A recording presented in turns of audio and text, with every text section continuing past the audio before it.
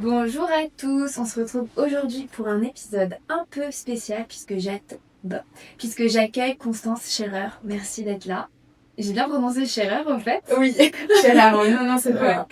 Alors Constance Scherer est la plus jeune française à avoir gravi l'Everest à 26 ans le 19 mai 2025, donc quasi un an déjà.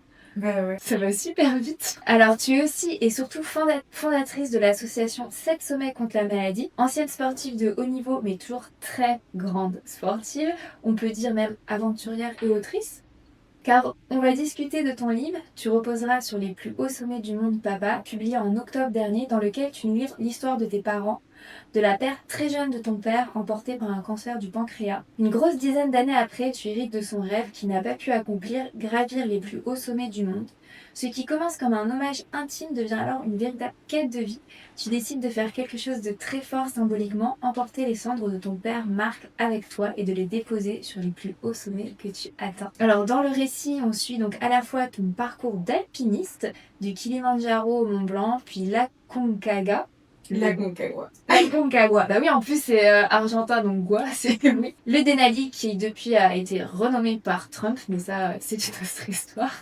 Jusqu'à l'Everest, mais surtout ton chemin intérieur face au deuil. Alors première question, avant de revenir sur ce projet, comment t'es venue l'envie d'écrire ce livre et surtout comment tu as vécu sa rédaction? Eh bien déjà, merci de m'accueillir. Ravie de passer ce petit moment avec toi. Et en fait, pour répondre à cette question, c'était le projet de mon père d'écrire un livre. Et j'ai découvert ça après l'ascension du Kilimandjaro.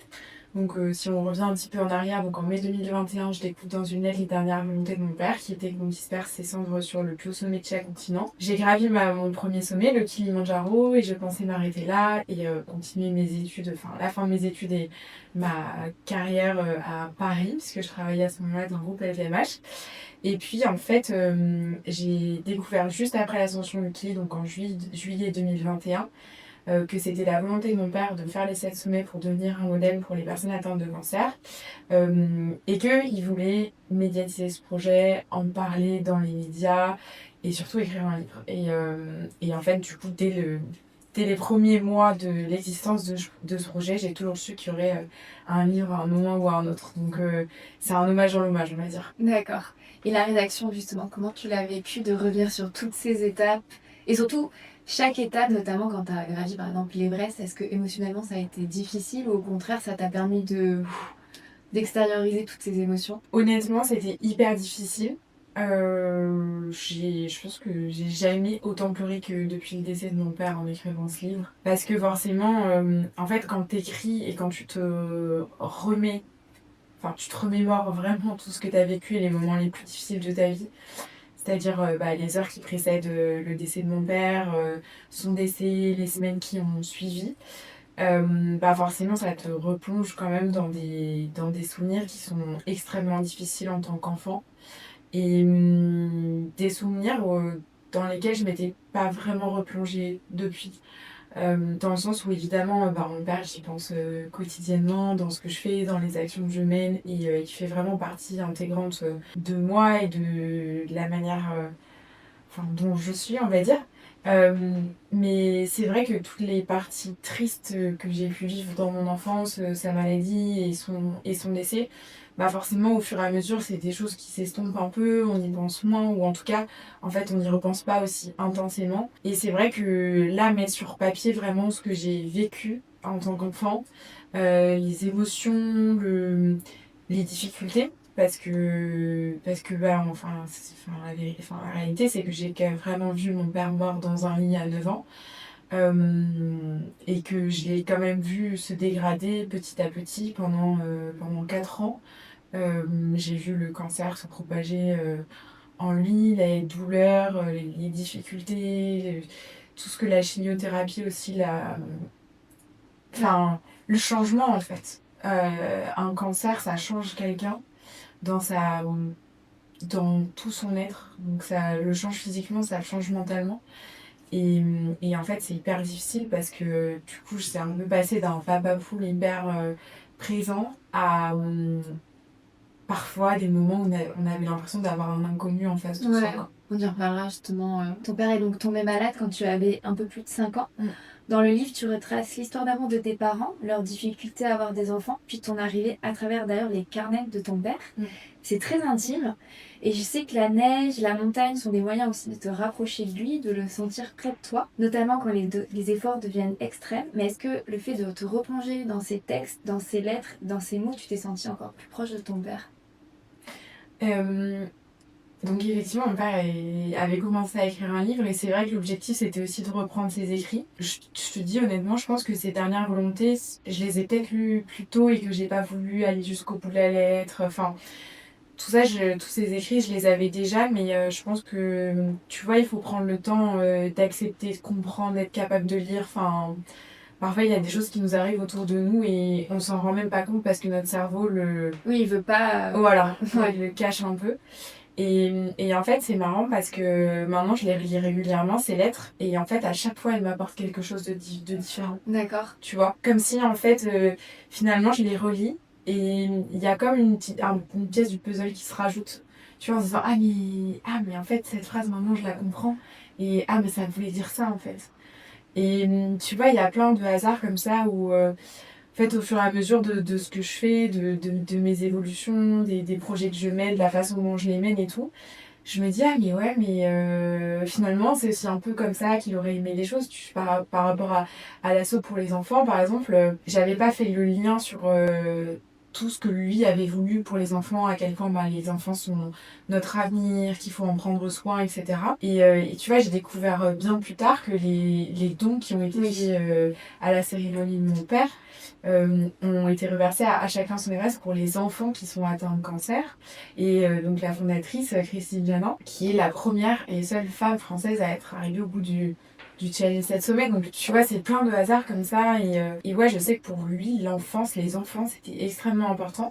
Et moi, quand j'ai créé l'asso, j'ai pas pensé à lui, j'ai vraiment pensé à moi, ce que je pouvais apporter par rapport à mon récit et à ma vie et à ce que j'ai vécu en tant qu'enfant, tu vois. D'accord. Mais finalement, ça se rejoint. Oui, bah, oui, ça, la boucle se boucle à chaque fois. Exactement. Au chapitre 2, tu nous partages par tes yeux de petite fille comment ton père traverse la maladie. Tu décris à quel point ton père a changé à cause de la douleur, des traitements, de la fatigue. Et alors, personnellement, moi, j'ignorais vraiment cet aspect-là des cancers. Je pensais, on a ce côté physique, mais beaucoup moins ce côté changement au niveau du mental et du caractère à cause de la douleur. Est-ce que tu réalisais déjà à cette époque que tu étais en train de le perdre, même si c'est un peu tôt finalement quand tu as 6-7 ans, de prendre conscience de ça?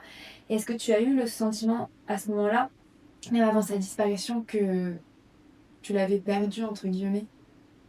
En fait, je savais pas que j'allais le perdre dans le sens où je savais pas qu'il allait mourir, mais j'avais l'impression de le perdre en tant que père comme je l'avais connu avant. Dans le sens où, en fait, effectivement, la maladie l'a vraiment changé, surtout la chimiothérapie. Parce que, en fait, les personnes. Enfin, pas tous les cancers, mais le cancer du cerveau, le cancer du pancréas, enfin, certains cancers changent vraiment, vraiment la personne dans tout son être, quoi. Et du coup, on a l'impression d'être face à un inconnu et on comprend pas ses réactions, on comprend pas ce qu'il dit. Enfin, on dit, c'est pas possible, enfin, il blague, il peut pas me dire Oui, ça. oui. Il peut pas dire, il peut pas penser sérieusement ça. Et en fait, t'as l'impression que t'es même plus son enfant, que t'es comme un inconnu pour lui. Et je pense que ça, c'est presque plus douloureux, plus difficile. Parce que, parce que c'est difficile à comprendre en tant qu'enfant, tu vois, quand tu te dis, mais en fait, pourquoi, enfin, qu'est-ce que j'ai fait de mal pourquoi il réagit comme ça et surtout en tant qu'enfant, et ça c'est vraiment un des sujets qui revient en plus aussi par rapport aux familles qu'on accompagne aujourd'hui dans l'asso, c'est le côté on se sent coupable et on se dit que nous-mêmes en tant qu'enfants on a fait une bêtise pour que ce qui se passe, enfin pourquoi ça nous arrive, et on se dit que c'est à cause de nous. Donc ça c'est... Et puis alors en plus quand le parent est dur avec nous, bah ça augmente encore plus la culpabilité et l'incompréhension et de se dire mais pourquoi, mais enfin, et donc on veut faire de notre mieux, mais finalement ça arrange jamais vraiment les choses. Après il était pas tout le temps il était pas tout le temps comme ça, c'était vraiment des phases. Il y a des moments où ça allait beaucoup mieux, des moments où c'était catastrophique. Enfin, il y avait des excès de violence aussi, de colère, mais je sais que c'était vraiment lié aux médicaments et à la douleur qui était tellement insupportable parce que c'est vraiment extrêmement douloureux le cancer du pancréas. Et en fait, c'est aussi ça qui est difficile dans traverser la maladie, c'est traverser la douleur de quelqu'un où tu peux rien faire pour lui en fait. Et encore plus quand t'es enfant et que t'es censé voir tes parents comme les super rock, les super héros qui sont incassables et tout. Et en fait, là, quand tu vois petit à petit ben, la personne qui fait partie de tes deux piliers, parce que du coup, je pense que les parents, c'est les deux piliers, ben, ça change un peu la vision de la vie, quoi. Oui, Très tôt. Ouais, Très jeune. Oui, pour le coup, c'est assez traumatisant à cet âge-là, en tout cas. Ouais. Mais je pense que c'est traumatisant à tous les âges. Tu vois, sur les réseaux, on m'écrit franchement quasiment tous les jours des personnes qui ont un parent atteint de cancer, mais même des personnes qui ont 35, 40, 50 ans. Et en fait, tu vois, plus le temps passe, plus je réalise que finalement, peu importe l'âge, la douleur, elle reste la même. Voir une personne qu'on aime se dégrader, alors que ce soit lié au cancer ou n'importe quelle autre maladie, c'est ultra difficile. Oui, tu la reconnais plus et tu as déjà la sensation finalement de la perdre. Ouais. Mais surtout, c'est la sensation de pas pouvoir aider, en fait. Tu peux rien faire. Et c'est d'une frustration. Enfin, t'aimerais pouvoir lever ciel et terre pour que la personne aille mieux. Et en fait, tu sais, Oui. c'est horrible. Justement, dans ton livre, ce sont des passages qui m'ont extrêmement émue, car on peut difficilement imaginer ce que tu ressens, même si là tu viens effectivement de nous le décrire. Il y a un moment où ton père est très honnête sur l'avenir en te disant qu'il ne va pas rester longtemps, et tu dis: j'ai serré ta main plus fort, j'avais peur de poser la question. J'avais peur de poser une question qui me brûlait et en même temps je voulais te garder contre moi. Est-ce que tu te souviens justement de cette question que tu voulais lui poser? Ben oui, en fait, moi je me pose. Après, c'est un sujet qu'on abordait assez régulièrement. Oui, avec ta mère ou même... Avec mon père. Ok. Ouais, ma mère était très très discrète par rapport à la maladie de mon père, parce qu'il y a eu ces petits accrochages quand j'étais petite, plus petite, et que c'est elle qui a commencé à m'accompagner à l'école, et du coup, c'était bête prise de tête en lui disant j'ai hâte que papa revienne s'occuper de moi, et puis elle a pleuré parce que elle avait bien compris, elle, que mon père il allait pas revenir le matin pour s'occuper de moi, parce que c'était lui qui s'occupait de moi. Et puis ça a cassé un truc entre nous, et du coup après elle a eu beaucoup de mal à échanger sur la maladie de mon père, son décès. Elle a toujours eu peur de mal faire, de mal dire, d'être de pas avoir les bonnes paroles et que ça puisse me blesser. Donc on a vite coupé ces discussions-là. Donc moi je parlais beaucoup avec mon père de tout ça. Et ouais, j'avais besoin de comprendre en fait, comprendre ce qui allait se passer et tout. Et la question que j'avais besoin qu'il réponde, c'est est-ce qu'il allait mourir et comment ça allait se passer concrètement pour que je puisse me préparer en fait à son départ. Et voilà, il a eu l'honnêteté de me dire les choses, il a eu la force et le courage aussi, parce que mine de rien, être capable de dire ça à son enfant, ça veut dire que soi-même on a digéré le fait qu'on allait mourir. Oui. Et c'est hyper difficile. Enfin, honnêtement, déjà soi-même, prendre conscience qu'on va mourir et qu'on va laisser toutes les personnes qu'on aime sur cette terre, je pense que c'est déjà hyper difficile et on a envie d'avoir espoir, de se dire qu'on va continuer, qu'on va continuer à survivre, en fait, que tout va bien se passer. Après, être capable de le dire à son entourage et à sa fille de 9 ans, que la vie va s'arrêter. Est-ce qu'avec le recul, tu es reconnaissante justement qu'il a eu cette lucidité, qu'il n'ait pas finalement espéré jusqu'à la fin et qu'il t'ait préparé à son départ? Enfin, préparé autant que possible, on va dire. Ouais, non, mais je lui suis éternellement reconnaissante qu'il ait eu la capacité de faire ça. Sincèrement, moi, ça a changé ma vie complètement, en fait. Parce que, en fait, et ça, c'est aussi des messages que les familles de l'asso me disent souvent. Là, par exemple, la semaine dernière, j'ai une tata au téléphone, sa belle-sœur, donc elle est décédée. Elle avait 2 petites filles de 4 et 6 ans.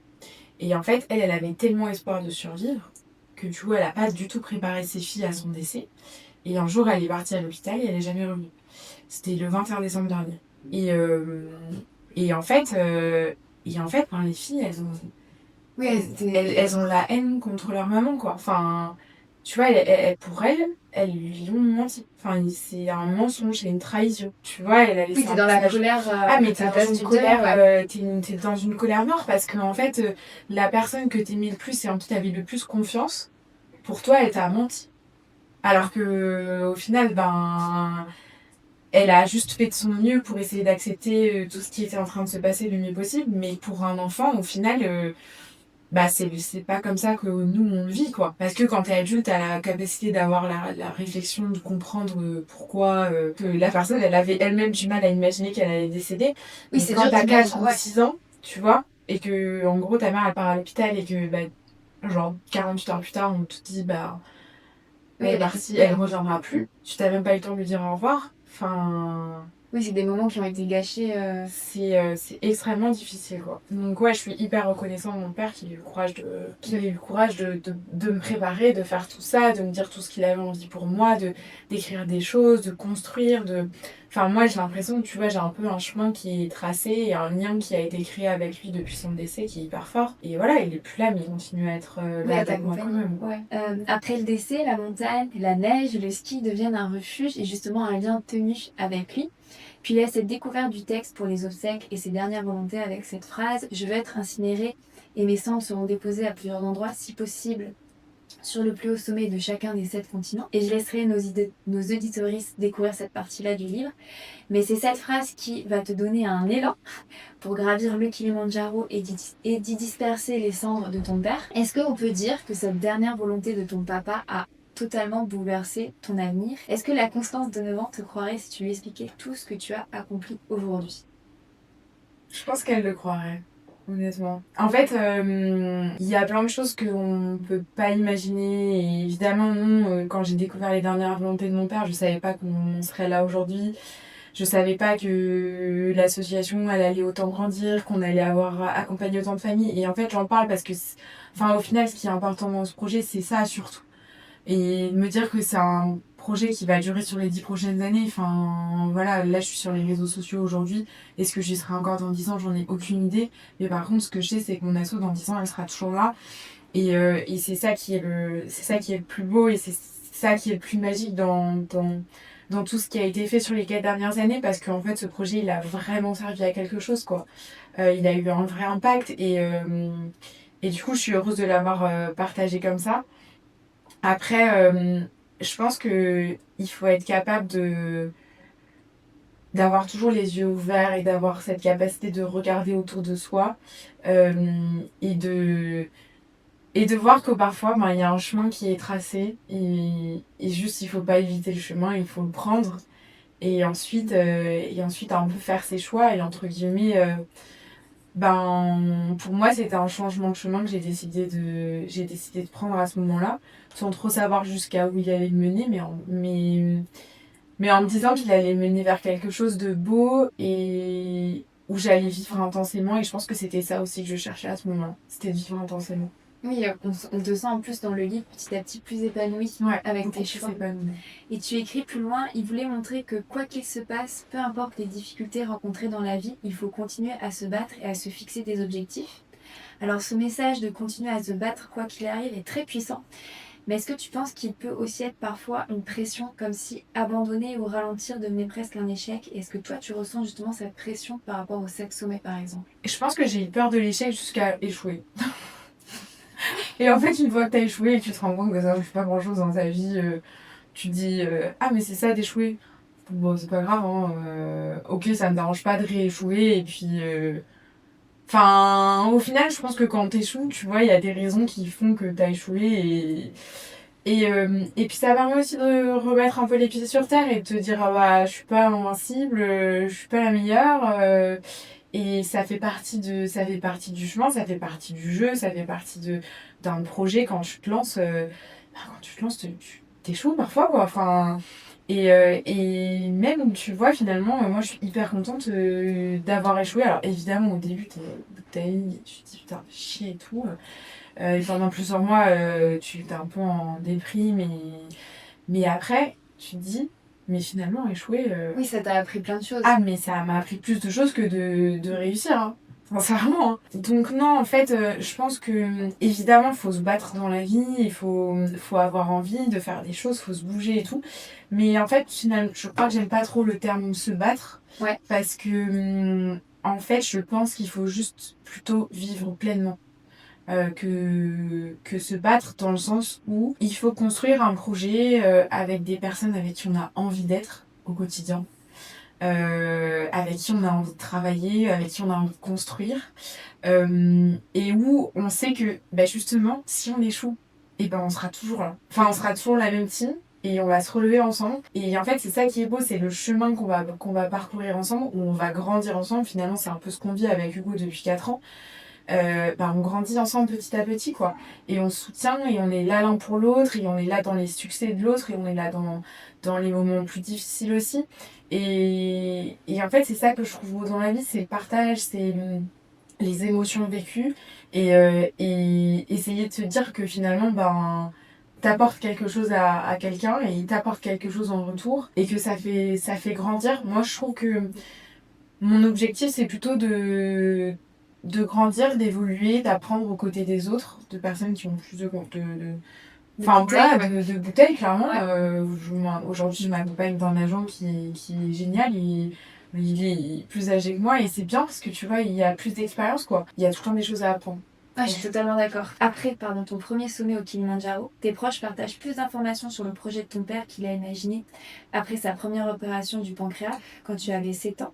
Dans le mail, je cite, il m'annonce vouloir continuer à se battre, faire des choses pouvant servir de modèle à toutes les personnes atteintes de ce type de maladie, surtout faire quelque chose de vrai de sa vie. Est-ce que c'est ça justement qui a inspiré la création de ton association, faire quelque chose de vrai? Ouais.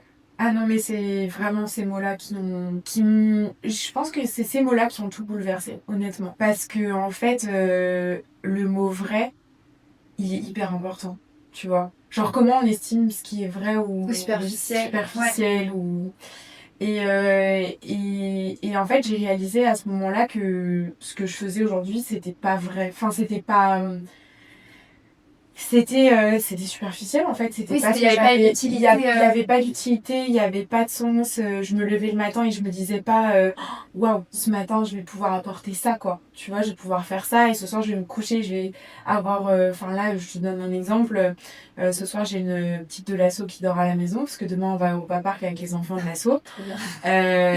Et ben en fait, ça me réjouit trop de me dire que voilà, cette petite enfin, voilà, Oui, tu auras un impact. ouais, et puis je sais qu'en ce moment ça va pas fort pour elle, que c'est un peu difficile. Sa maman est, que je connaissais très bien d'ailleurs, elle est décédée maintenant il y a 3 ans. Elle a un entourage qui est un petit peu présent, mais pas énormément non plus. Elle a besoin d'être accompagnée, et me dire que je sais qu'elle va passer une bonne soirée ce soir, une bonne journée samedi pendant ses vacances, voilà, je me dis que c'est un impact positif, donc je suis contente, quoi. Oui, clairement, ça peut que nous parler.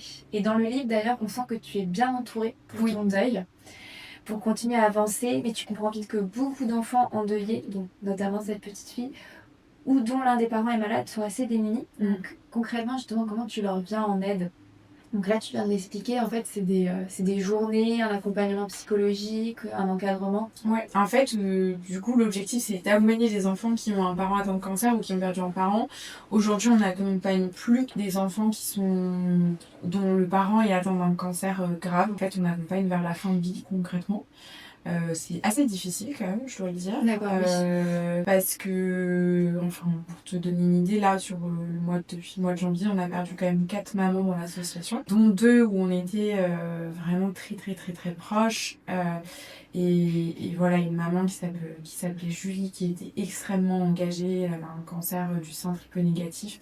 Ça faisait quelques années qu'elle se battait, et elle a fait énormément de choses. Elle a toujours cru qu'elle allait pouvoir s'en sortir. Enfin, c'était une femme rayonnante. Et voilà, le cancer l'a emportée il y a 15 jours. Et c'est difficile parce que, en fait, c'est des mamans qui avaient la vie devant elles, et dont les enfants, qui sont très très très jeunes, avaient encore besoin d'elle. Donc, nous, on essaye d'être là avant, on essaye d'être là pendant un petit peu, en tout cas autant qu'on peut, et puis on essaye surtout d'être là après.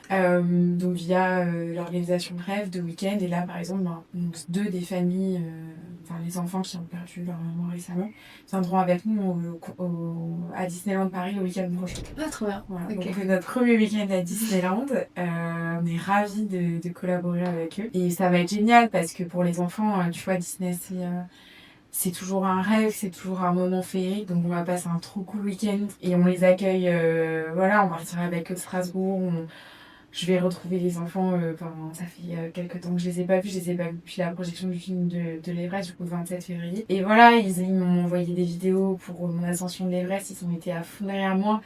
Et aujourd'hui, je sais que le lien qu'on a créé ensemble, il est fort. Et que je peux pas être là au quotidien pour eux, mais en tout cas, je peux être là ponctuellement pour leur donner envie de continuer à vivre, à faire plein de choses, à rêver. Et puis pas oublier aussi les super mamans et papas qu'ils avaient et qui sont partis, quoi. Oui, tu leur apportes un peu de stabilité et de... Ouais, leur permettre aussi de se rendre compte qu'ils sont pas seuls dans cette situation, que quand tu grandis, tu peux aussi très bien en vivre. Enfin, je veux dire, moi, je suis très épanouie, je suis très heureuse aujourd'hui, et voilà, et je serais toujours très triste du décès de mon papa, mais justement, je pense que c'est ce que toutes les personnes qui partent souhaiteraient, c'est qu'on soit capable de vivre encore plus intensément en se rendant compte que la vie est courte, en fait. Que justement, finalement, toutes les petites choses futiles ou qui peuvent nous embêter, se dire est-ce que vraiment c'est nécessaire de se prendre la tête là-dessus sur plein de sujets, les sujets du quotidien, des sujets même financiers, voilà, vivons, faisons nos trucs et puis on avisera plus tard, mais en fait si t'as la motivation et l'énergie, tu sauras toujours rebondir dans toutes les situations, je pense. Oui, tu leur donnes les outils en tout cas. Ouais, voilà. Ouais. Et puis après, rencontrer d'autres enfants qui vivent la même chose qu'eux, parce que souvent dans une classe, ils sont seuls à avoir perdu un parent, et c'est pas facile quand t'es en CP ou C1 ou C2, ces âges-là, de dire moi j'ai plus mon papa ou ma maman, et alors t'as plein de questions indélicates. Ça peut être même encore plus difficile que ça parfois, donc l'objectif c'est qu'ils puissent se retrouver dans un petit cocon où ils ont tous vécu la même chose, ils peuvent échanger librement sur ces sujets-là sans tabou, sans difficulté, et puis et ça voilà, quand ils repartent du week-end, ils se disent j'ai des copines qui sont comme moi, en fait, je suis pas tout seul. Oui, tu les entoures vraiment avec beaucoup d'amour. Ouais, tous les bénévoles de l'asso, je suis pas toute seule, on est 500. Tu parles de la peur comme une compagne de votre quotidien avant son diagnostic, puis pendant la maladie. Donc je te cite, quand nous sommes rentrés, la peur n'avait pas dégonflé. Elle s'asseyait avec nous à table, glissait sa main dans la mienne sur le trajet de l'école, restait tapie sous mon gilet rouge. J'avais déjà commencé à apprendre à avoir peur. La peur, c'est un terme que tu utilises ensuite quasiment pas sur aucune de tes ascensions. Est-ce que tu n'as jamais peur durant ces efforts qui sont extrêmes, comme sur l'Everest? Si, j'ai peur. J'ai peur, mais... Parce que moi, rien qu'en te lisant, ou même en te suivant sur les réseaux sociaux, des fois j'ai peur pour toi. Ouais.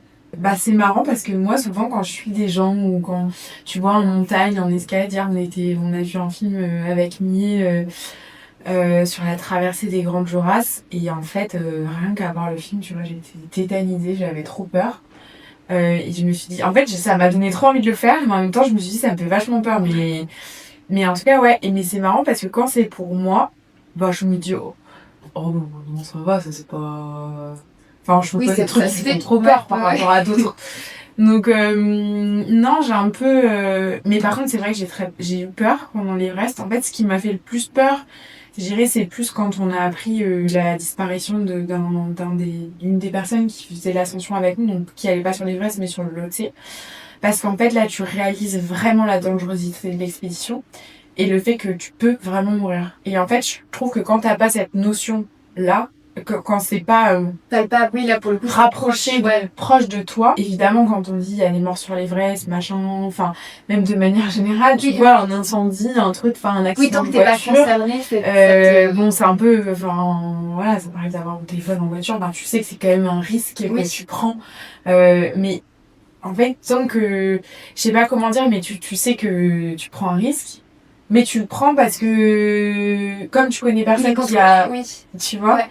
Et en fait, sur l'Everest, c'est un peu ça, c'est jusqu'à arriver au camp 3, j'étais un peu en mode, pas grosse crainte et tout. Et en fait, là, quand tu te dis, t'as une personne que tu connais avec qui t'étais au camp de base il y a encore 72 heures, la personne ne va pas redescendre, là, tu te dis, ah ouais. Là, tu te dis, oh punaise, là, c'est vraiment dangereux, en fait. Là, je peux vraiment mourir. Et là, c'est à ce moment-là où ça change un peu dans ton esprit et dans ta tête. Mais en fait, c'est marrant, mais dès que tu te remets en action et dès que tu continues à nouveau à marcher et à continuer à avancer, ça s'estompe à nouveau. Tu vois, entre camp 3 et camp 4, ben, on arrive sur la zone de la mort, on arrive à plus de 8000 mètres et tout, mais bizarrement, enfin, tu sais, quand c'est dans le quotidien, Oui. tu peux pas tout le temps penser à la mort, quoi. Mais par contre, c'est vrai que sur l'ascension finale, donc quelques heures avant d'arriver au sommet, là, c'est plus l'extrême fatigue, le froid, parce que j'ai vraiment eu mais tellement froid, que là, je me suis sentie, moi, vraiment dans mes limites physiques de ce que j'étais en capacité de supporter, quoi. Donc, où là, je me suis dit, honnêtement, enfin, en fait, j'avais envie de dormir. Du coup, j'avais envie de m'asseoir et de dormir. Oui, En fait, je savais si je m'asseyais et que je dormais, bah, en fait, vraiment, je pouvais m'endormir et ne pas me réveiller, oui. quoi. Et Mais t'avais encore la lucidité quand même pour faire le bon choix. mais j'avais quand même Ouais. la lucidité de me dire, là, si tu rends-toi compte que si tu t'endors, potentiellement, tu peux rester là. Du coup, tu veux pas rester là, donc faut pas que tu t'endormes. Mais c'est dur, je pense que tu vois, là, c'est La peur, tu c'est fais le avec. fin. Enfin, je veux dire, tu sais que t'es sur le fil et que ça peut partir d'un côté ou de l'autre. Et après, voilà, j'étais pas toute seule. Enfin, dans tous les cas, même si je m'étais endormie vraiment, il y avait quand même, Oui, ton il y avait guide, quand même mon ouais. Sherpa, Hugo qui était là, il y avait son Sherpa aussi. Enfin, il m'aurait pas laissé sur la montagne. Voilà, j'espère. Mais c'est vrai qu'à ce moment-là, par contre, tu flippes vraiment quand même. Ouais. C'est rigolo parce que t'es hyper modeste, je pense, sur tes capacités sportives. Donc, tu as fait de haut niveau, mais là, tu as dû carrément quand même apprendre un nouveau sport, l'alpinisme, avec les cordes, les piolets, les crampons. Comment tu as fait? Ben déjà en montagne, je pense que c'est hyper important de rester humble parce que comme on l'a vu au Denali, hein, on réussit pas à tous les coups. Et puis après, surtout, j'ai pas les compétences d'un alpiniste professionnel. Je suis pas guide de haute montagne. J'ai les petites bases, mais il y a énormément de choses techniques que je sais pas faire. Et c'est pas parce que j'ai gravi l'Everest que je peux aller Oui, spontanément, gravir ouais. Enfin, en fait, il y a des choses 100 000 fois plus compliquées à Chamonix, dans les Alpes et tout, beaucoup plus techniques, où j'arriverai pas à aller au bout. Donc c'est pour ça aussi que je reste vachement humble parce que voilà, c'est un univers que je continue d'apprendre et que sur lesquels j'ai encore beaucoup de choses à apprendre justement. Et j'ai envie d'apprendre de toutes ces personnes qui ont des compétences incroyables en montagne. Et voilà, parce que moi je suis allée au bout de mon rêve, mais je sais qu'il y a des gens pour qui c'est toute leur vie et ils ont passé leur vie entière en montagne à faire des trucs de dingue. J'ai un immense respect pour eux et je sais que, bah, comparé à eux, tu vois, enfin, comme quand j'étais en ski, enfin, je faisais du ski à haut niveau. Là, je me suis vraiment donnée à 150 000% dans ce sport. Je m'entraînais des heures et des heures par semaine. Bah, aujourd'hui, l'alpinisme, c'est pas ce que je fais, donc j'estime que je suis pas à haut niveau en alpi, loin de là justement, et c'est pour ça que voilà, je suis très contente d'avoir fait l'Everest et dans le cadre de mon projet, mais je sais que j'ai encore beaucoup de trucs à apprendre et c'est motivant aussi, tu vois. Oui, bah, tu sais déjà que le chemin continue à être... Ouais, vraiment. Quand tu prépares l'ascension du Mont Blanc, justement, tu rencontres Christine Janin, la première et seule femme française à avoir réalisé le challenge des 7 sommets. L'alpinisme est un univers où les figures féminines restent encore assez rares et beaucoup moins médiatisées. Dans ce milieu d'alpinisme, est-ce que tu as d'ailleurs ressenti à un moment donné que ta légitimité en tant que femme devait être davantage prouvée? Est-ce qu'on t'a renvoyé des fois un peu à ta place justement de femme dans un univers encore très masculin? Très honnêtement, non, mais parce que j'ai pas cherché à y aller. En fait, en gros, c'est que nous, avec Hugo, on a fait nos expéditions un peu dans notre coin, on s'est préparé sur Cham, mais que tous les deux, on n'a jamais été vraiment Dans le milieu, dans le milieu, on n'a jamais, à part Christine Janin, effectivement, qu'on a rencontré assez tôt. Après, ben, on n'est pas allé vers la compagnie des guides de Chamonix, on n'a pas vraiment contacté de guide, on a fait vraiment notre truc de notre côté. On a cherché des agences ensuite bah, pour faire nos différentes expéditions. Mais au final, tu vois, une fois que t'es avec ton agence, avec ton guide sur place, eux, ils sont là pour t'emmener au sommet. Donc, oui, ils sont pas là pour te juger. Voilà, ils sont pas là pour te juger. Donc, je l'ai pas trop... j'ai jamais trop ressenti. Est-ce que sur les réseaux, des fois? Un peu des commentaires de temps en temps, mais en fait, le truc, c'est que comme globalement, toutes les premières expéditions, on a réussi... Enfin, en vrai, déjà, juste avoir réussi la Concagua, mine de rien, c'est quand même un sommet à 7000. enfin, c'est pas un sommet de ouf, hein, niveau technique et tout, ça, y a pas de sujet. Mais je veux dire, c'est quand même un sommet physiquement qui est extrêmement engageant. Je pense que toutes les personnes qui ont tenté cette ascension le savent. Et voilà, quand on y était, il y avait des guides de Chamonix qui ont eu mal aigu des montagnes et qui n'ont pas pu atteindre le sommet. Ils ont été vitroyés. Il y a 35% de réussite sur l'ascension. Donc, tu vois, je pense que ça a permis d'avoir un petit respect déjà juste sur mes capacités physiques, plus que techniques en alpinisme, mais plus capacité physique de, ok, la nana, quand même, voilà, elle tient le coup, elle se fait ses 15 jours d'expé, elle y arrive, machin, elle a pas le mal aigu des montagnes. Je pense que c'est plus par rapport à ça où, assez rapidement, les gens se sont dit, ok, quand même, voilà, elle est capable de faire ça. Après, voilà, Denali, ça dépend beaucoup de la météo, et puis là, forcément, avoir réussi l'Everest, bon, ça a permis d'asseoir encore un peu plus, mais comme dit, ouais, je trouve que la Aconcagua, c'était une vraie ascension et ça a permis d'avoir un peu de légitimité, je trouve, dans le projet. Je reviens avec ta rencontre avec Christine Janin qui te glisse. La montagne, ça ne joue pas. Il faut suivre son intuition. L'intuition, c'est le cœur. Il a toujours raison. Le mental, il va t'emmener là où tu ne veux pas aller. Ça demande plus de courage de faire demi-tour que de continuer à tout prix. Et là, tu seras respecté. Donc justement, on parlait de l'échec le seul, pour l'instant, échec au Denali. J'espère d'ailleurs qu'il y en a pour toi, hein, bien sûr. On verra, mais j'accepterai qu'il y en ait un deuxième, en tout cas. Et justement, comment tu l'as vécu? Je sais que sur le moment, c'était pas positif, mais est-ce que sur ton entourage, comment ils t'ont justement aidé dans cet échec? Enfin, dans ce petit rebond, on va dire, c'est pas l'échec. Comment dire? Justement, tu as décidé de relancer. Ouais. Je sais que c'est dur. Alors, j'ai pas décidé de renoncer, je voulais pas renoncer.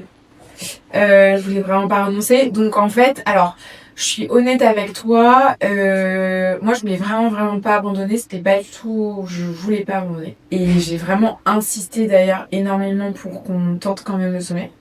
Donc je cache pas non plus le fait que je sois assez compétitrice et que quand je me lance j'ai envie d'aller à fond et de tout donner. Et... Bon, j'étais très énervée, hein.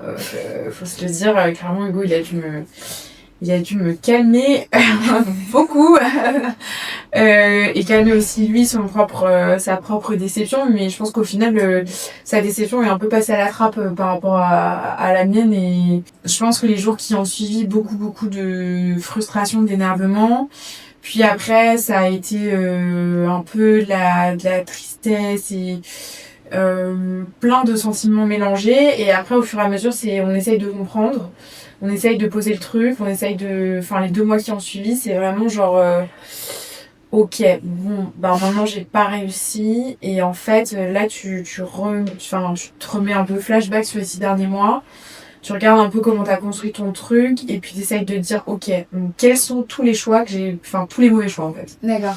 Là tu poses tous les mauvais choix. Donc vraiment tirer les leçons. Tirer les leçons. À tête froide, pardon. À tête froide, quand une fois toute la partie énervement et les grosses émotions sont passées, là tu te dis bon vas-y, maintenant va falloir se remettre en question, enfin c'est vraiment la phase remise en question. Donc là tu te dis qu'est-ce que j'ai mal fait, donc tu fais un peu la liste, et puis en fait quand tu fais la liste tu te rends compte que en fait c'est normal que j'avais pas réussi, parce que tu vois que la liste elle part d'elle-même en fait, à partir du moment où tu connais pas l'équipe avec qui tu pars, tu connais pas tes guides, que tu connais pas les autres clients, en fait ça augmente déjà énormément la probabilité que t'échoues sur l'expédition, parce que tu sais pas la motivation des autres, tu sais pas pourquoi ils sont là, tu sais pas si leur objectif c'est d'arriver au sommet.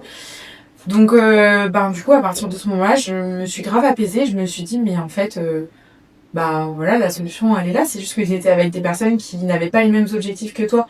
Donc à partir de là tu réalises aussi l'importance de l'équipe et des personnes qui t'entourent pour être super aligné sur ok, on y va ensemble, c'est quoi ton objectif, genre pourquoi tu viens avec moi, et tu veux aller où, je veux aller où, et comment on fait pour que ça puisse se concrétiser, qu'on puisse avancer ensemble, construire ensemble et tout.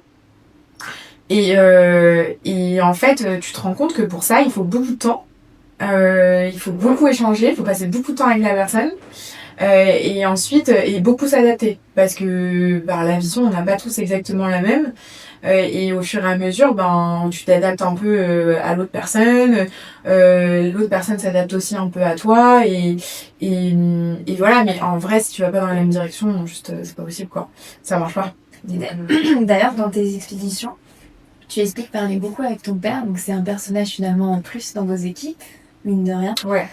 Et j'aime beaucoup cette courte citation. Ce n'était plus une ascension, c'était une conversation avec toi à travers la neige. Et ce passage, comme la nuit précédant l'ascension du Kilimandjaro, je n'ai pas cessé de te parler, de penser à toi, de penser à ce que tu pouvais te dire là-haut de ce que j'étais en train de faire. Ouais. Alors tu lui parles, mais quels sont les mots, les réponses que tu imagines qu'il te donne? Peut-être notamment sur l'Everest. Sur l'Everest, il y a eu vraiment deux moments forts, mais je trouve que le moment le plus fort, c'était au retour de la première acclimatation, où en fait on était monté jusque quasiment camp 3, on est redescendu camp 2, on a mangé un bout et ensuite on devait redescendre jusqu'au camp de base tout de suite. Et en fait vraiment là au camp 2, j'étais morte. Vraiment, j'avais plus aucune énergie, j'étais fatiguée, j'avais mal à la tête. Et là, en fait, tu sais ce que ça veut dire de redescendre jusqu'au camp de base. Tu vois le chemin que tu vas devoir reprendre et tu vois le poids de ton sac. Tu sais que il était genre, je sais pas, 17-18 heures et tu vas arriver à minuit. Et que là, si tu commences déjà en étant épuisé, ça va être atroce, quoi. Et en fait, comme en plus de ça, niveau technique, j'étais pas forcément hyper à l'aise, je sais que ça allait me demander beaucoup d'énergie. Encore plus d'énergie que juste marcher et regarder devant soi. Du coup, je me suis dit, waouh, là, faut pas que j'y aille. Et en fait, on y est allé. Et là, en fait, dès le début, je me suis dit, ok, bon là, papa, va falloir que tu sois avec moi parce que vraiment, je le sens pas. Genre, vraiment, je le sentais vraiment pas. Je me suis dit, je trouve ça dangereux et je suis pas à l'aise du tout. Et là, ça a été vraiment un moment où j'ai beaucoup échangé avec lui, où on a été super en connexion. Et il m'a envoyé beaucoup de signes. Je lui disais, en fait, je lui demandais, est-ce que t'es là? Est-ce que tu peux m'envoyer quelque chose? Il s'est mis à neiger, mais tu sais, la trop belle neige où tu sais que, c'est la neige qui t'envoie là, elle est pas là par hasard. Ensuite, il y a eu des étoiles dans le ciel trop belles, que des petits signes comme ça où, genre, finalement, ça m'a donné de la force et je lui ai dit, là, faut vraiment que tu me redonnes de l'énergie et tout. Et en fait, on est arrivé au camp 1, ça est déjà vraiment mieux. Ouais. Vraiment, vraiment mieux. Et ensuite, quand on est arrivé au camp base, genre, carrément, j'étais trop bien, quoi. Et c'est là où, tu vois, la force du mental et la force voilà, évidemment, je sais pas s'il est vraiment là. Moi, j'y crois vraiment beaucoup. J'ai vraiment envie d'y croire et tout. En tout cas, ce qui est sûr, c'est que ça marche. Oui, ça t'accompagne. C'est sûr que ça marche. Et je pense vraiment qu'il m'envoie des signes. J'y crois. Et ton père, d'ailleurs, dans l'extrait du déroulé de la cérémonie, partage ce très beau message. On vit en s'adossant au passé, en fixant des objectifs pour l'avenir, mais en cherchant à profiter au plus de l'instant présent. Alors, tu as un tout petit peu parlé de ça au début de l'épisode, mais dans un autre épisode, je demandais à Gwen, qui a subi un cancer elle-même quand elle était très jeune, si son rapport au temps avait changé. Alors toi, je sais que c'est un peu différent, mais de voir le cancer emporter ton père, est-ce que tu as un rapport au temps différent? Notamment peut-être un rapport aussi avec des proches, est-ce que tu vis tes instants avec tes proches de manière un peu plus intense? Est-ce que tu as réussi à appliquer aussi le message de ton papa sur l'instant présent? Oui, franchement oui. Franchement oui, mais surtout depuis les 4 dernières années. En fait, moi, c'est ce que j'essaye de me dire. Alors, je t'avoue, depuis l'ascension de l'Everest, je me sens... Alors, je me suis pas tout de suite sentie apaisée, mais je me sens quand même plus apaisée, dans le sens où le gros objectif est passé.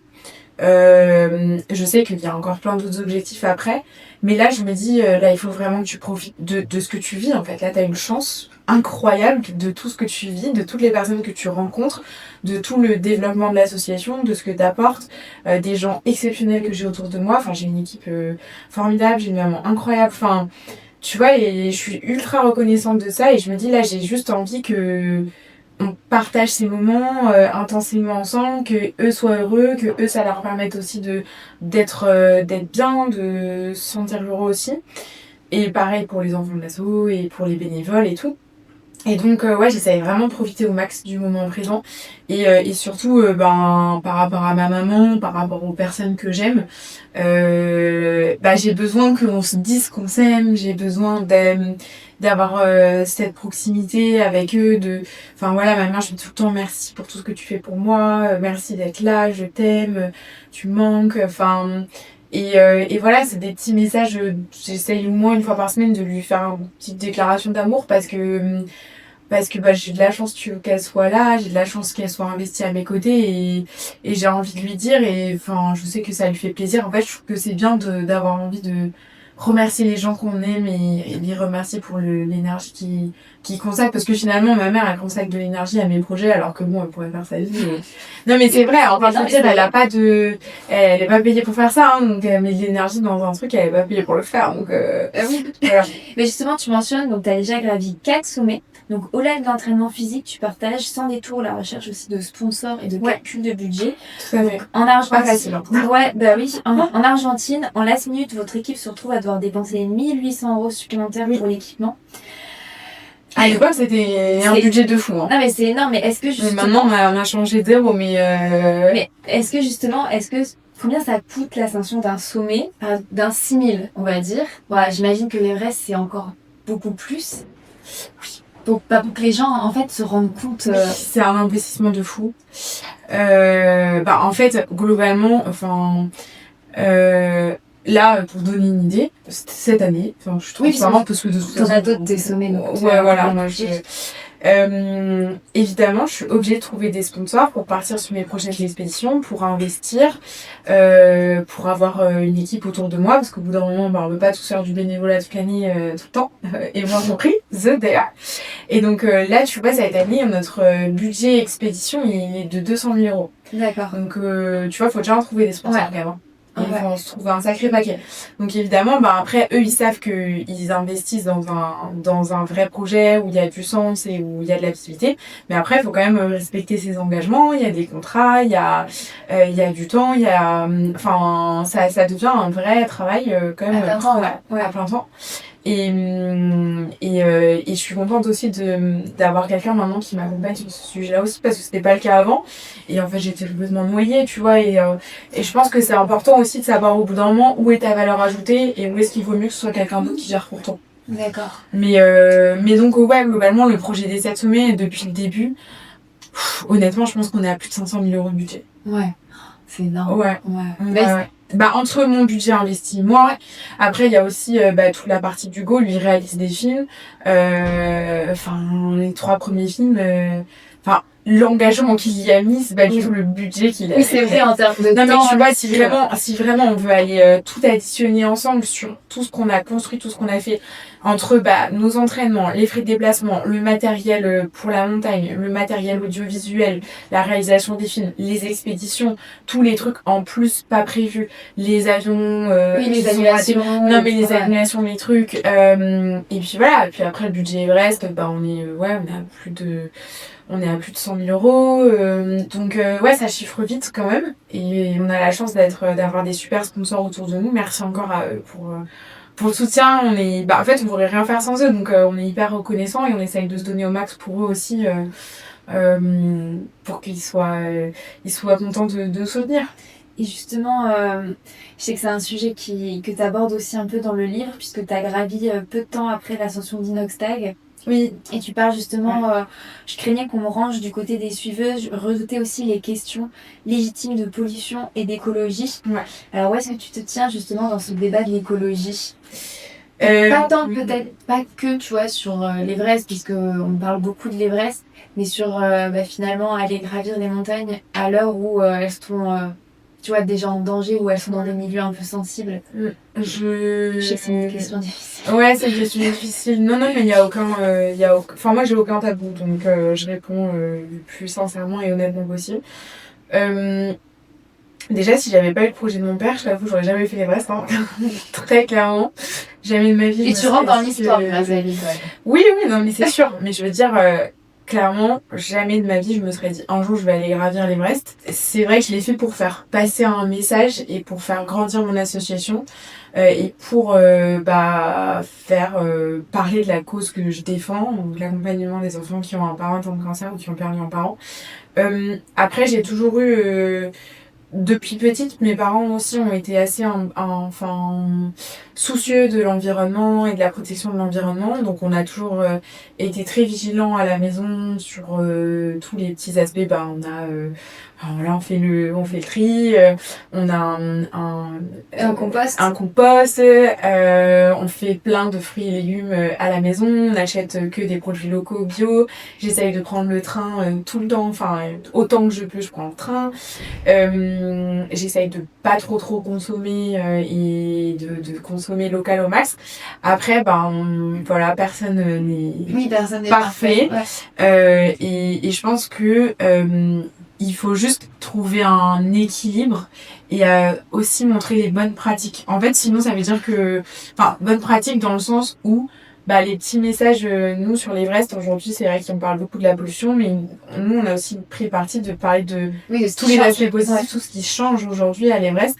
On a des drones qui permettent de redescendre des déchets qui sont là depuis des années. C'est une super belle évolution cette année à l'Everest. Ils sont conscients des efforts qu'ils ont à faire. Et en fait, je pense que le sujet de l'écologie, c'est un sujet qu'il faut pas que prendre au niveau de la montagne, mais c'est un sujet qu'il faut qu'on prenne au niveau global de partout, en fait, sur notre consommation globale. Et en fait, évidemment, moi, je prône que les montagnes soient le plus propres possible, qu'on soit tous hyper vigilants, mais il faut que ce soit aussi le cas dans nos campagnes, dans nos forêts, dans les villes. En fait, je trouve qu'on cible un endroit alors qu'on devrait voir de manière globale partout. Oui, commencer dans son jardin. Voilà. Chez soi, quoi. C'est... Donc, voilà, moi c'est un peu ma vision des choses. Après, je suis totalement consciente que c'est pas, je l'aurais pas fait s'il y avait pas eu ce projet-là. Après, je pense qu'il faut pas non plus s'arrêter de vivre complètement parce que sinon ça veut dire qu'on s'enferme dans un trou et qu'on va plus nulle part et qu'on ne vit plus rien. Faut le faire avec parcimonie, il faut pas aller prendre l'avion toutes les 3 semaines, faut pas acheter un nouveau jean et des nouvelles tenues fast fashion tous les 4 matins parce qu'on a envie de consommer. Essayer de manger local et bio, faire fonctionner nos agricultures, et puis voilà, et puis après c'est aussi au plus gros d'essayer de faire des efforts et nous sur les réseaux d'en parler positivement, quoi. On va essayer de finir sur une touche un peu différente et parce que j'ai bien ri sur la fin du roman parce que tu parles de certains détails où vous faites caca dans des sacs ou que vous devez ramener avec vous, les proutes foireux de Hugo dans la tente notamment en Argentine avec, je cite, mes Constance, si j'ai plus le droit de péter à 4000 mètres là où il n'y a plus de civilisation où le mot wifi n'existe pas.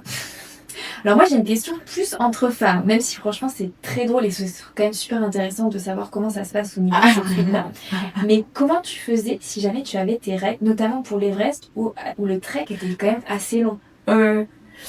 Non, et parce qu'il y a Hugo qui est derrière. Ouais, Hugo est là, c'est pour ça que c'est pour ça qu'on rigole en fait. Non, mais déjà juste nous, la relation qu'on a avec Hugo, elle est ultra frère et sœur et donc on se raconte tout, on se dit tout, on rigole sur tout. On n'a aucun tabou. Je pourrais faire caca dans le lit, honnêtement. Non, mais c'est vrai. Caca dans un petit sac. Caca dans un petit sac. Mais c'est vrai. Je veux dire, au bout d'un moment, quand tu vis des choses comme ça avec quelqu'un pendant 2 mois, où tu prends 3 douches et où, en fait, tu pues des pieds, non, mais c'est vrai, je veux dire, voilà. Oui. T'as passé un step tellement, au-delà de tout. Après, pour les règles, du coup, ça c'est chiant, parce qu'en fait, il se trouve que j'ai le malheur d'avoir mes règles sur tous les sommets. Donc à toutes les expéditions, j'ai eu mes règles au sommet et ça j'avoue que c'est assez chiant parce que ça rajoute un stress supplémentaire, ça fatigue aussi. Après j'ai la chance d'avoir des règles qui sont quand même assez faciles. Je veux dire j'ai pas des grosses douleurs, j'ai mal au ventre, j'ai un peu mal à la tête mais c'est pas non plus je suis pas pliée en deux loin de là. Mais c'est plus la gestion serviette et tout, changement, il y a du sang oui puis t'es moins il y a pas de toilette, voilà, bon. Donc Mais en fait, de toute façon, au bout d'un moment, tu t'adaptes, hein, c'est comme ça. Hein, Tu peux pas faire autrement. Voilà, tu peux pas faire autrement. Mais c'est vrai que c'est jamais très agréable. Après, pareil, Hugo, il s'en fiche de tout ça. Donc, il le sait, hein, voilà, c'est comme ça, je suis une fille, les règles. Donc, on s'adapte au mieux. Et puis, de toute façon, ça fait partie de l'aventure, Bah exactement. oui. Et pour conclure, dans l'endurance des mots, on aime parler de l'impact que les mots peuvent avoir sur la pratique sportive. Donc, comme je le disais, tu évoques souvent les mots de ton père. Mais quels sont les tiens? Aujourd'hui, quand tu pratiques un sport, y a-t-il des mots ou des phrases qui te motivent ou te touchent particulièrement et que tu te répètes? Enfin, ouais, des exemples, j'en aurais vraiment plein. Mais là, l'exemple qui me vient en tête, c'est une maman du coup qui m'a écrit hier, qui est pas spécialement sportive. Elle a perdu son mari assez récemment. Et en fait, elle m'a écrit en message trop mignon et elle m'a dit voilà, j'ai pris un coach, je vais faire 2 séances de sport par semaine et mon objectif, c'est un jour de courir avec toi. Et en fait, je trouve ça trop chou et trop motivant parce que ça veut dire que ta pratique, finalement, elle donne envie à d'autres de pratiquer aussi. Et je pense que le sport, ça apporte vraiment quelque chose d'ultra positif. Aujourd'hui, on voit une mode incroyable de la course à pied. Tout le monde se met à courir littéralement sur les réseaux. Tu ne vois que ça. Alors, il y a un côté un peu anxiogène parce que c'est un peu too much. Mais D'accord, ouais. on est d'accord, mais il y a quand même un côté où on se dit mais en fait, c'est génial parce que ça veut dire que tous ces gens, ils ont compris à quel point ça fait du bien de courir. Parce que tu vois, c'est quand même la vérité. Je pense que tu cours, je cours, parce que ça nous fait trop du bien. Oui. Enfin, moi, j'adore courir. Et quand je sors de mon petit run de 30 minutes en EF, chill et tout, je rentre chez moi, je suis apaisée. J'ai l'impression que j'ai une vision plus claire. Enfin, vraiment, ça fait trop du bien. Et tu vois, de dire que finalement, ta pratique et tout, bah, elle donne envie à d'autres de pratiquer aussi, et tu sais à quel point ça va leur faire du bien en retour, ça, bah, je trouve ça génial. Et puis après, bah, autre exemple aussi assez récent, mais j'étais sur le semi-marathon de Violette d'Orange Oui, ce week-end, oui. dimanche. Et puis à l'arrivée, il y a une jeune fille qui est venue me voir, trop mignonne, et je vois sur son dossard une photo qu'elle a imprimée, qu'elle avait mis avec un qui était sur son dossard. Et puis elle vient me voir, elle me dit voilà, je te suis sur les réseaux et tout, et j'ai aussi perdu mon papa, et aujourd'hui j'ai couru pour lui, enfin tu m'as donné envie de courir pour lui, du coup j'ai imprimé sa photo et j'ai couru pour mon papa. Et en fait, tu vois, je trouve ça génial parce que finalement t'apportes quelque chose d'ultra positif dans À travers tes actions, ouais. ouais, voilà, c'est ça. À travers les actions, enfin, alors c'est les miennes, c'est aussi, enfin, globalement, les actions de Oui, l'association exactement. Cette Ouais. Semaine contre la maladie, tout ce qu'on fait, parce qu'on est hyper nombreux hein, à courir pour l'asso. On a une centaine de coureurs dans toute la France qui courent avec le t-shirt de l'asso. Et ça, c'est trop chouette parce que ça permet vraiment d'avoir une super belle énergie de groupe et donner envie à d'autres de faire plein de choses aussi, quoi. Bah écoute, merci beaucoup Constance. Mais merci à toi, c'était un plaisir. Et bonne chance surtout pour la suite de Ouais. l'ascension. Ben ouais, on va préparer tout ça au mieux. À très vite. À très vite.